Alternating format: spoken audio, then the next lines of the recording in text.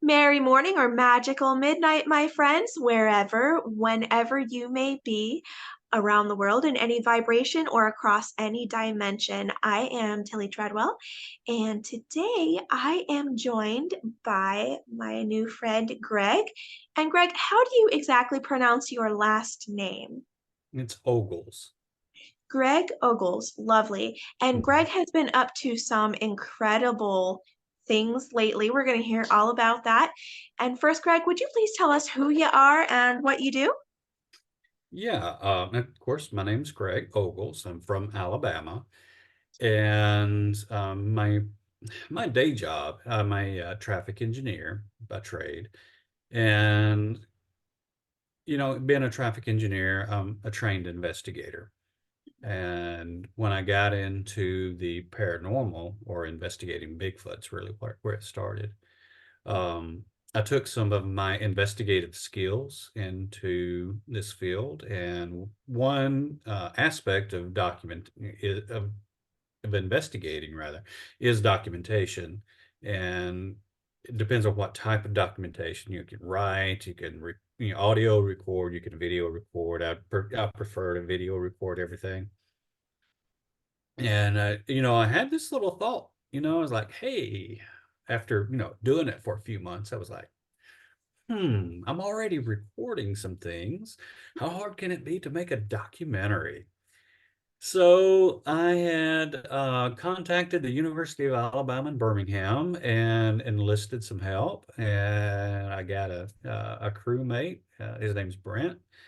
And we started going out and, shooting what we found in the woods, or I say shooting, that's bad. Filming, Filming. filming. Yeah. Yeah, we call it a shoot, but everybody be like shooting everything in the woods. No, it's not like we're filming everything that we found. So, and it's been an incredible journey, I will say. I can only imagine. When you and I were talking before, you had mentioned that there was a lot of evidence in Mhm. your documentary, and I'm keen to find out more about that. Absolutely. Well, um, when Brent and I first got together, um, literally our first outing, we went out into the woods, and of course it was a tip. We had got some tips from people that had sightings. So we go to where we had this sighting, and it was in Winston County where this legend came from. We're like, hey, I mean, this is the legend that we're investigating. It's the legend of the Downy Booger. It's the title of our film, Yeah. and it was based in Winston County. We're like, hey, let's go there. So literally our first outing, first time we set foot out in the woods, we was in the woods maybe an hour, and we came across this pond. And lo and behold, there was this little hill leading up to this pond. And coming down that hill, that small hill, was footprints. And we're like, Brent, do you see what I see? Mhm. And he's like, yeah. And and they were perfect footprints. I mean, they're 16 inches long and 7 inches wide. But I mean, you could see the toes, the heel, everything, and the stride between the footprints were 5.5 feet or so. And we thought, yeah, we're going to solve this mystery just, lickety split, There's Uh-huh. nothing to this Bigfooting. Uh-huh. So, um, we sit there and we film that. And I will say that there's a little bit more to making a film and making it presentable than what it Mhm. really looks. Mhm. So I would dare say that my own camera skills had not been developed at that time. Oh. Yeah, so we filmed it, and we still have that evidence, um, and it's great evidence. But we were green. My gosh, we were so green. I mean, there's so many more things I could have done. Just so many more. Oh. But on that same day, we went about a quarter of a mile into this field, and we saw this big, strange-looking bird nest thing that was right beside a game trail. And we were like, this is odd. Yeah, I said, it looks like a bird's nest, but I could get into it myself, you know? And then coming out from that game trail, we found these another set of footprints, and they were identical in shape, size, everything to the previous footprints that we had found. They were 16 inches and seven and a half Mhm. inches wide. But the only difference here was instead of being 5.5 feet apart, they were more like 8.5 to 9 feet apart. No. Oh, Yeah. wow. So we're like, why would you be doing that? So, we later surmised that maybe that bird's nest thing was like a hunting blind, and it would sit there and wait on a deer or something to come through, and perhaps it was chasing something uh, as it was going through this field. And we're like, again, this was our first day. We found two track sets, right? Yeah. And oh my gosh, we're like, there's nothing to this, man. We're going to solve this. And at the end of this field, there was these two bat houses that the forestry department put up, and they were put up on 4x4 posts. They were about 10 feet up in the air. And some of these saw some more footprints leading up to those bat houses. And on one of the bat houses, we saw these fingerprints. There was four fingerprints on one side of the 4x4 and a thumbprint on the other side of the 4x4. And we're like, oh my God, something had a big enough hand to go all the way around a 4x4 post. And that was incredible. That was our first outing, you know. And I was like, hey, there's really nothing to this. Yeah, I mean, we're going to solve this thing, you know. Uh, but again, I really wish our own camera skills were developed, because we didn't. The only part of that we really we put some blurbs in it, Mhm.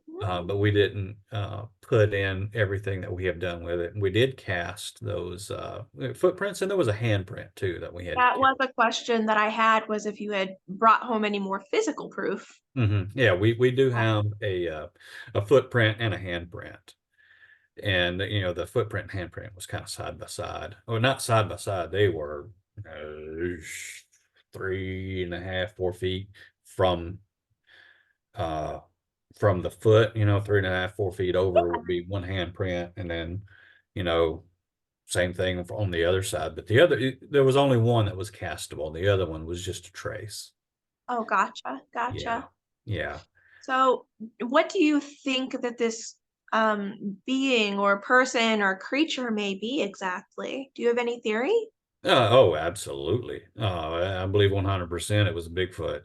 I Bigfoot. mean, Okay. yeah, yes, and being an investigator, I was like, okay, well, I'm going to try to estimate how much this animal weighed. Hmm. So I measured the depth of the footprint, the impression that it made, and I measured the depth my footprint would make, and Hmm. I just did a comparison ratio, and it come out to about 750 to 800 pounds That is to have made massive. it. Yeah, it had to be huge, absolutely huge. So, but like I say, that was just our very first outing. Yeah. Um, Later we had other things starting to happen to us, like, the typical throwing of sticks, rocks, and, Mhm. whatever at you. Yeah, but it's never like directly toward the subject. It's always, in the general area. And at first we didn't know. We thought it would be. We were kind of scared of it at first, Yeah. until we realized what they were actually doing, and they're just trying to get a reaction out of you. That's really all they're trying to do. Okay.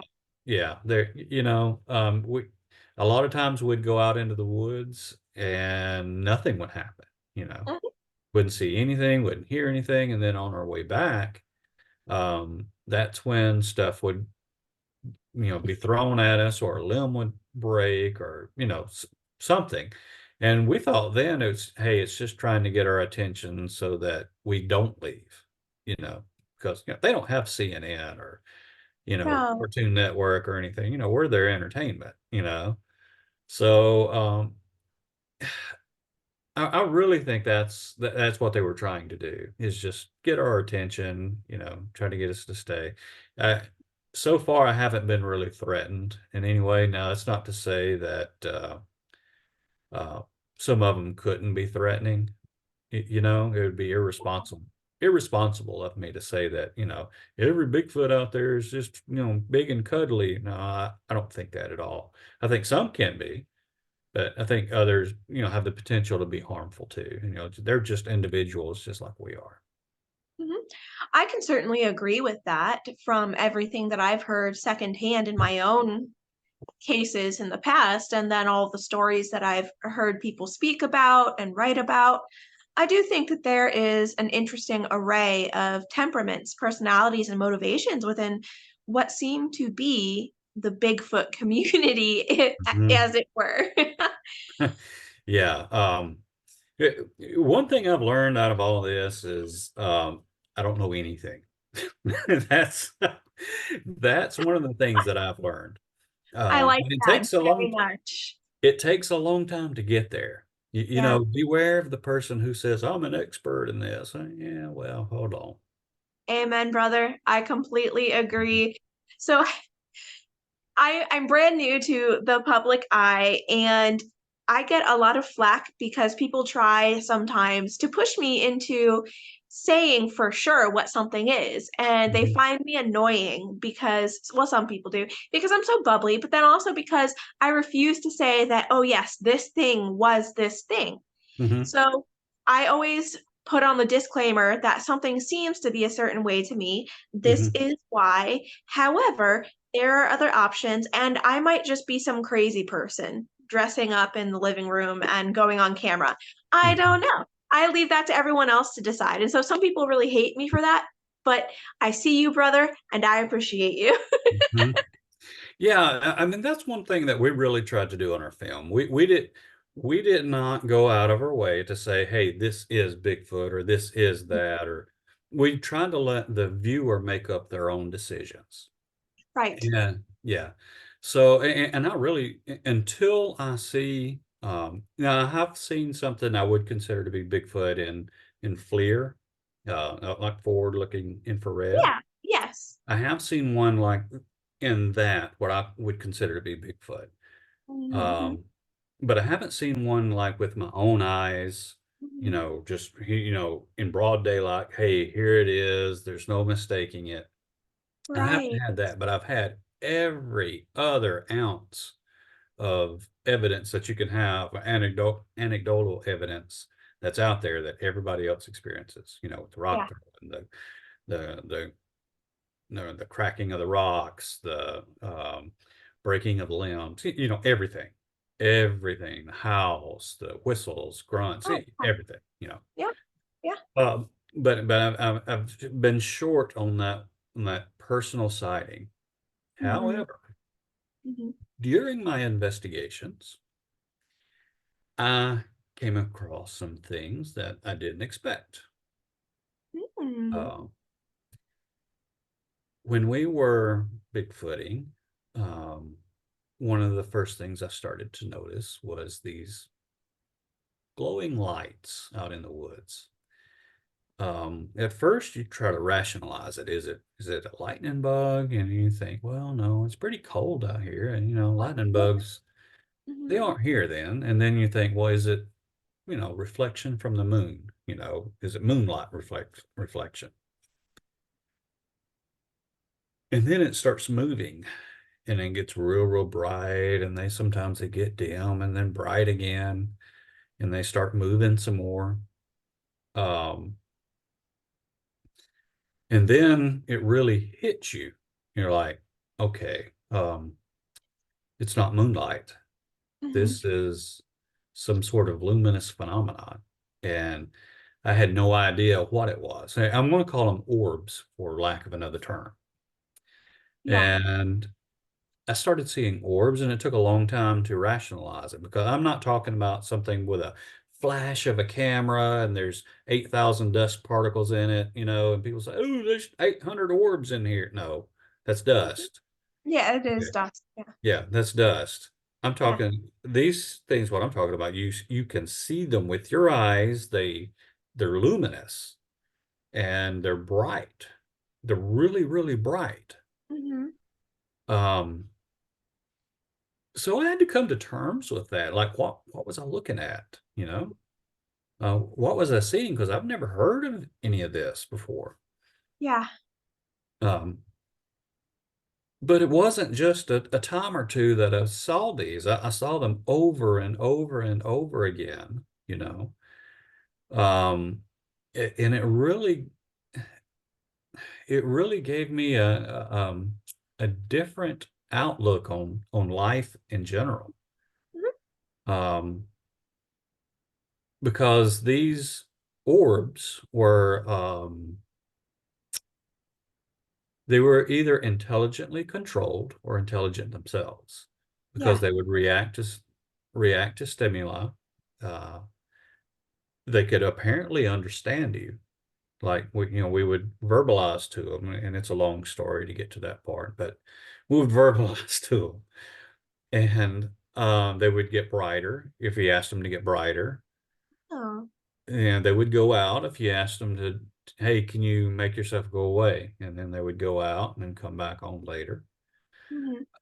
And they would, some they would last so long that it would be like really late or really early in the morning, depending on your perspective. And we're Right. ready to go back to camp, and we're like, "Okay, we're leaving back to camp," and they follow you. Mhm. Um, so it took me a long time to come to terms with that. And in our film, um, in our film, we weren't having any luck catching Bigfoot on like night vision, right? We're like, "Oh my gosh, we got to get, some kind of evidence, and night vision isn't cutting it." And we thought, well, I've got a personal opinion that, maybe Bigfoot's going to actually see somewhat into the infrared spectrum, and Mhm. it's like shining a big giant spotlight out there. They're just avoiding it. Right. So, yeah.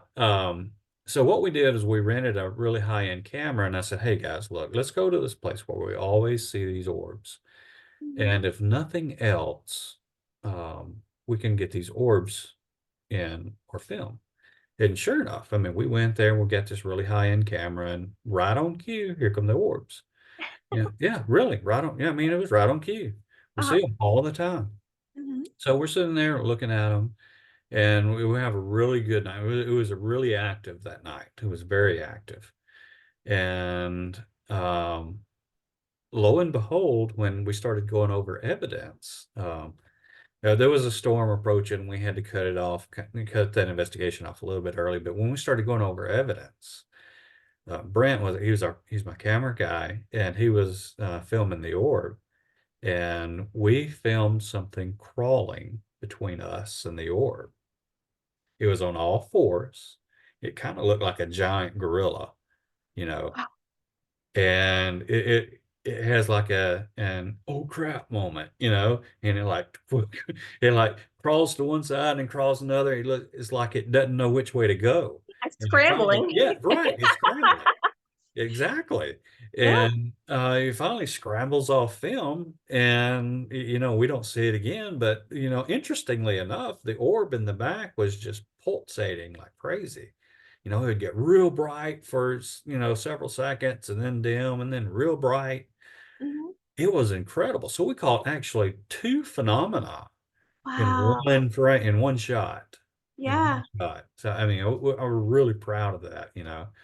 Um, but it did teach us one thing, and Mhm. it's that you you don't see nowhere near what is around you with your Yes. eyes. Yes. You have to go over that evidence, over your evidence, over what you have on camera and everything else. Yeah. Um, so, and in doing that lesson, uh, well, we caught one looking at us with another camera. And of Mm-hmm. course, I didn't see it while I was there, but coming back and looking at on video, we caught one looking at us, and that's going to be on our second film. Nice. Yeah, our I, second film is going to be fantastic. I'm sorry to interrupt you.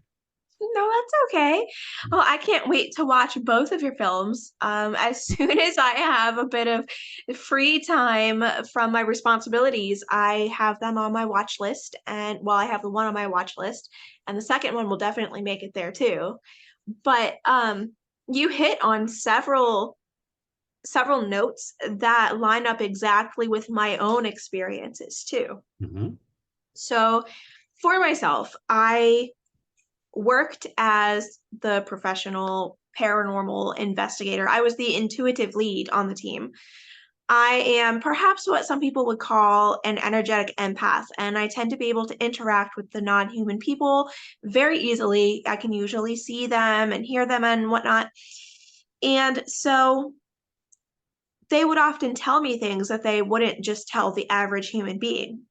Hmm. First of First of all, they were often very surprised that I could see them. And yes, so some of them would hide once they realized that I could see them physically. Hmm. And so I would have some, they would duck behind, say, pieces of furniture, or they would shoot up into an air vent Hmm. or go behind a corner or whatnot. And in being able to talk with them further, once they realized that I wasn't there to harm them, usually they would talk to me, if not come out. They would say that they really don't like to be seen, that they just prefer to be able to watch humanity, and that they find human dramas to be endlessly fascinating. Well, we almost said the same thing then. Mhm. Yeah, Like I say, but I think, when we go out into the woods, Bigfoots are just curious about us. yes, yeah. Yes. And they said a lot of them told me that they don't know what it is like to be mortal or to be quite so physical. And so the entire human life process is apparently incredibly interesting to them. And so they also said that they enjoy coming into physicality when they can, and that this is why a lot of the time they request offerings from human people, and or they will steal food from human people because they get to enjoy sensations and tastes that otherwise they don't. So this gets into what you're doing, because there's a lot of high strangeness that is reported around Bigfoot, like you were Mhm. talking about with the Indeed. orb and yeah, and the FLIR and the night cameras and whatnot. And um the only experience that I've ever gotten personally secondhand from someone, because I've never had a Bigfoot experience, this person was reporting that his woods, which apparently had always been enchanted, suddenly had a severe uptick in activity. And they started having Bigfoot activity that they hadn't had before in years past. When I got out there and was talking more to the main witness, the father of the family and the homeowner, the landowner, he told me something that did not make any sense until more recently.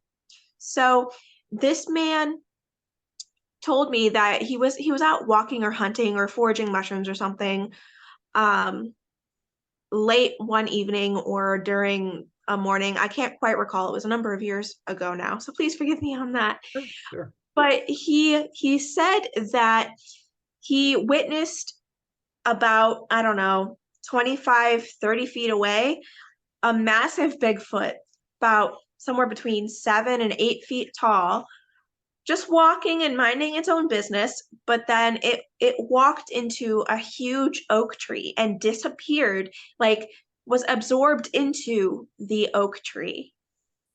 Wow. Yeah. And he took me to the spot, Hmm. and I picked up the presence of land guardians. Some people would call them fairies and whatnot, but they were much wilder than what I was accustomed to to connecting with in people's homes. And the Bigfoot, if they were around, wouldn't even talk to me. But Hmm. I did get to see the tree. I got a vivid description, and then I witnessed other things around that area too during Hmm. that time. So I believe him, and it is, I do think that Bigfoot comes hand in hand with high strangeness. Oh, I absolutely agree. 100%. Um, I often get asked, do you think Bigfoot's flesh and blood, or is it something else? And I'm like, well, sometimes Yes. it is. You know, Yeah.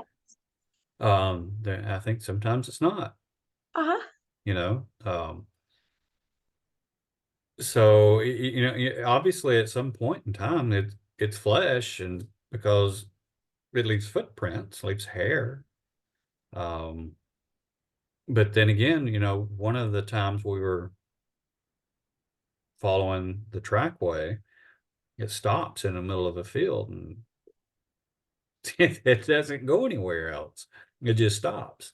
And there's no rational, reason why these footprints would stop. I've Mm. heard, theories, oh, they walk backwards or whatever. I'm like, okay, maybe that's true too. Uh-huh. But, why would they? Mhm. I don't understand that. I mean, I guess it's, You know, I couldn't count it out, but I think it's highly unlikely that they walk backwards. Uh, Yes. so anyway, we've encountered a lot of high strangeness, as you might say. One of the other things that we were investigating some orbs, this is after our first film come out. Mhm. We were investigating some orbs in the same place, and I had my first ghost sighting. Really? Hmm. Wow. But, we were at this in this field where there was it was old crow land, and there was a massacre on that field because their chief had signed their land away to the U.S. government. Mhm. So the crow obviously wasn't too happy about that, and there was a Yeah. big massacre there. But anyway, um, in the middle of this field, this horse with an Indian on it materializes.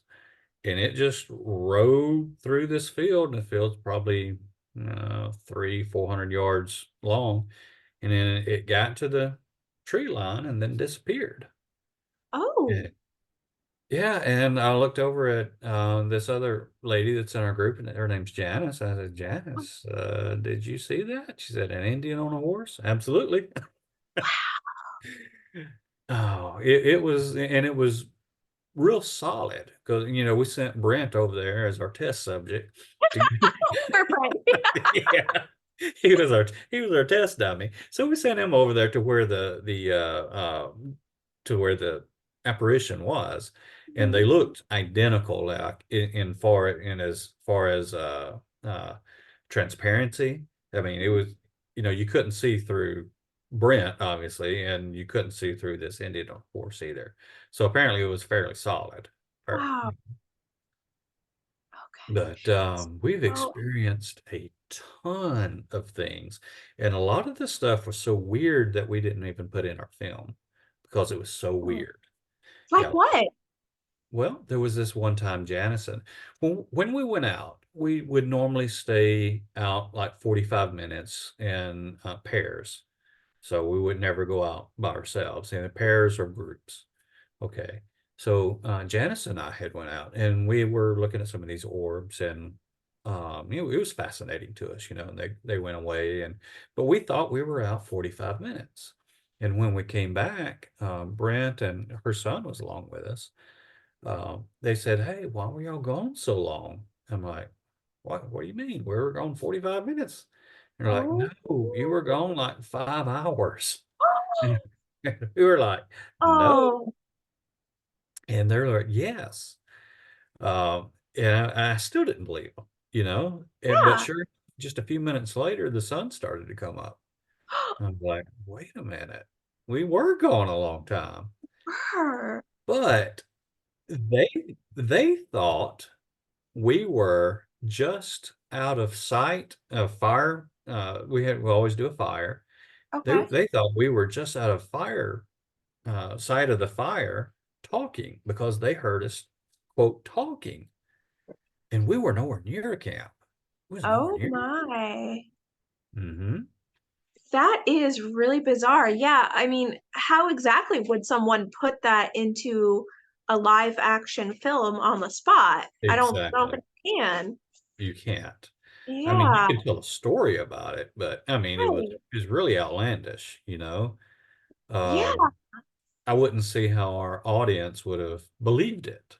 So we just No. left that out. Um, Hmm. and, and sort of along those lines, Janice, Hmm. whenever I address Janice, typically I would say, "Hey, Janice." Hmm. And there was this one time she was at camp, she was alone, and she heard, "Hey, Janice," in my voice. So I was going to the restrooms, to the little camp restrooms. And when I came back, she said, "What'd you want?" And I'm like, "I don't know what you're talking about. What do you mean?" She said, "Didn't you call my name?" I'm like, "No." She said, "Yeah, you did a few minutes ago." I was like, "No, Janice, I was at the bathroom." So then it started to freak her out Hmm. because something had grabbed her ankle when she was at the truck, not long after, Oh shortly boy. after her hearing that. Hmm. And I, to be honest, I didn't really believe her at the time Hmm. until later that night. Hmm. Um, I had woken from her sleep and then I was going to go out to use the bathroom and I heard, "Hey, Janice," in my voice. And I was like, I was kind of startled. And Brent happened to be still awake. And he said, "I heard that." Wow. This is a tip of the iceberg. I mean, Of course. of course, things be getting thrown at us. Yeah. Yeah. The missing time. I mean, we experienced so many things that was just really bizarre. I would have to say it's just bizarre. Goodness, I have so much to say that I don't even know where to start on this. Okay. Um, so I don't know if this will help or not, but I'd like to ask you a question. Sure. Did did anyone get hurt or ever feel threatened? Well, there was this one dude who was in our, he was briefly in our group, Mm-hmm. and Brent and he went out, on trail. We call it walkabout. They went out on walkabout, and something charged them. They could hear it coming through the woods. It sounded like an elephant, just, and it got right up to the end of the trail, and they couldn't see what it was, Mm-hmm. you know. And it scared the other guy so much he wet his pants. And Oh, oh he, man. he came back into camp saying, "This is real. Nope, I've had enough." Yep. And he Yep. left. He left, and we never saw him again. Oh, that poor man. So, what was his attitude like? Did you guys like him? Was he a respectful person and all of that? Well, um, not as respectful as we would have been, as Okay. we were. I And was that might be asking. why, Hmm. they may have just ran him off because some people's energy, I think, um, uh, repels some of this stuff. For instance, there was this um, one of these orbs that we were looking at, and there was four of us looking at it, and it was reacting and everything. And one of the ladies that was with us called her husband. Her husband was extremely negative person, Hmm. and he started coming through the woods, and the orb disappeared and not to Yeah, return. yeah, yeah. And So he, I was asking because when I would do my work with these non-human people, many of them just flat out told me that they will choose, excuse me, based on principle, certain human beings to reward or torment. yeah. And so when I was dealing with the land guardians and all of the non-human people there, and then the human clients that I had, Mhm. That's what the land guardians were telling me. And they explained that the family hadn't done anything wrong. There was nothing towards them, but that the land had shifted. And I never got the full story on that. But now I'm thinking that it has something to do possibly with magnetic zones intensifying or weakening, a Mm-hmm. la Steve Mera, if you're familiar with his work. Mm-hmm. But during my investigations in the homes, a lot of the time, these non-human people would tell me that a human person's energy, what they carry in their aura, what their morals and their character are like, what their spiritual, their religious, their political beliefs are, all of that shapes how these non-human people will treat these human people and what the goal is towards that human people. Mm-hmm. And it can include mimicking human voices, um, mimicking people, like taking on their appearance. It can include like telepathic threats or making healthy deals where everyone benefits. It's a wide array. And I wanted to know about how respectful that person was, because that really may have been a ploy to run that guy off. I've Mm-hmm. seen that happen a lot in the forests and the woods. So, Speaking of that, I'm not the biggest tech guy in the world. mhm, I'm a little older, and the building of my fan base, in the tech world, oh, I'm kind of lacking. So that was going to be his job. yeah, And we had caught him faking a bunch of stuff, like there you faking go. accounts and stuff like that. Mhm, So we were going to have to get rid of him anyway, because that's the only thing with the only thing that I have in this world is my integrity. You know, that's the yes. only thing I have. Yeah. And I'm not going to risk my integrity over anything. I would rather not report on something or be behind in something as to lie and Mhm. to say I've got more viewers or whatever than I really do, or to fake something out in the, out, in a film. We didn't have the budget to fake anything, but anyway, We didn't have the budget to fake anything. we didn't have the budget to. Oh, It was horrible. oh, But hey, we're proud of it. Everything in there is true. yeah, People can have different interpretations of, of of, course. of the evidence we show. And that, hey, I applaud that. Have all the different interpretations that you want. Amen. Um, but everything's real. Everything's Hmm. 100% real. So, and there's only four of us at most together. Most of the time it's three doing the Uh, filming, but sometimes it's four, depending on situation. yeah, So right. like other shows that is on these bigger networks, they have 50 people behind off camera, Yeah, and you're not going to see anything with 50 people out there. yeah, yeah, I Uh, agree. yeah. So I just think there's just too many people to be able to go out and see a Bigfoot. You got 50 people there, and no, they're not going to show themselves. Yeah, a lot of them just don't like that. And Yeah. something it just reminded me of a story that I think that you would find interesting, related to the guy that I was asking you about with his integrity and whatnot. Hmm. So when I was doing my investigations, I was being brought in by the Catholic Church. I worked very closely with them, and we had a small recruiting group where we did what I call exorcism light. This is where the Hmm. paranormal counseling and investigations, hand in hand. Right. Um, a big reason that I quit is actually not at all because of so-called demons or fairies, any non-human people, Hmm. but because of the lack of integrity of the human clients that I was supposed to be serving. So, a Hmm. lot of the time when I was going to these cases, the non human people would approach me and tell me that they were not the problem. It was nothing necessarily personal in most cases against the human family, but that there's a lot that you don't know and that this family is not telling you that is causing these things to happen Hmm. or attracting us because they're giving us free food, Hmm. basically. So the main example that I like to give is about so-called Karen and Bob. These are not their real names. Hmm. So I got there and it was very strange. because the home was immaculately clean and there were cookies sitting out on the table that Karen had just baked, and it seemed like the perfect little family.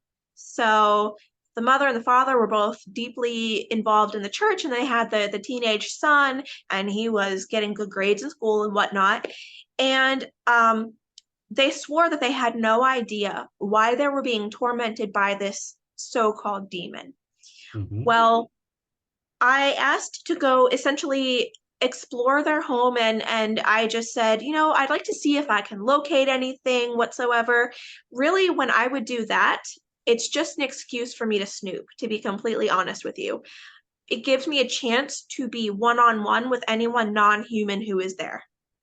So I would structure my investigation by not talking about anything paranormal with the victim family or anything like that. Mm-hmm. I would get to know them all as people as best as I could because I already have the case details. And then I would go off on my own to see what I could do with this non-human person. The non-human person, in the private time that I had, told me that they are absolute frauds and that they are violent, lying jerks, essentially. Um, this person showed me that Karen was a day drinker, extremely alcoholic, had not told the church that, but she also likes to jeopardize her own life and other people's lives by day drinking and driving as well. Oh, wow. So yeah, My so God. that right. And then Bob absolutely was extremely dishonest. He hated his life. He hated his job. He hated his marriage and, that whole family dynamic. So he would often come home not drunk, but just rageful and take it out on the house and the family and whatnot. And just not great. And then the non-human person just told me that the teenager is being abused, and I have nothing against this teenage kid. It's the parents, and they act like they don't know why I'm here, but Mm-hmm. they put out so much free delicious food for me. Why shouldn't I be here? And then this non-human person, basically told me it's nothing personal, and this